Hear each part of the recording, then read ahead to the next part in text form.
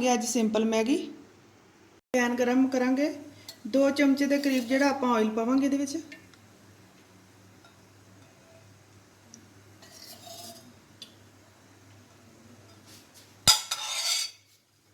एक बरीक कटिया प्याज, प्याज नूं भुन लांगे। प्याज भुनांगे आपां लाइट गोल्डन ब्राउन इहदा कलर जो आ जाएगा फिर आपां इहदे विच मैगी पाउने। थोड़ा जिहा आपां अदरक लहसुन का पेस्ट,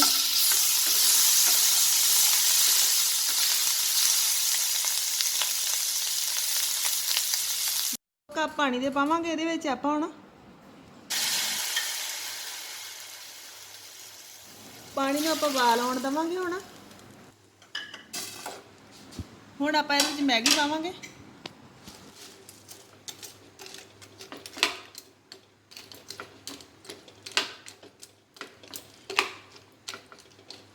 हाई फ्लेम ते आपां इहनूं पकावांगे। छोटी चमच जिहड़ी है लाल मिर्च पावांगे।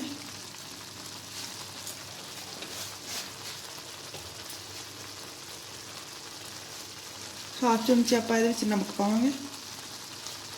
नाले मैगी मसाला पाउने इहदे विच। मैगी मसाला जिहड़ा उहनूं विच पा देना। इहदे मिक्स करदे हां सारे नूं आपां। 5 मिनट दे जिहड़ी अपनी मैगी आ सिंपल मैगी जिहड़ी बन के रेडी हो जाती है। मैगी विच आपां हरे मटर, लाल टमाटर भी ऐड कर सकते हैं, पर आपां सिंपल बना रहे हैं मैगी इत्थे। मैगी अपनी तैयार है, हुण आपां इहनूं सर्व करते हैं। इस दे उपर आपां कैचअप पा के इहनूं सर्व करते हैं।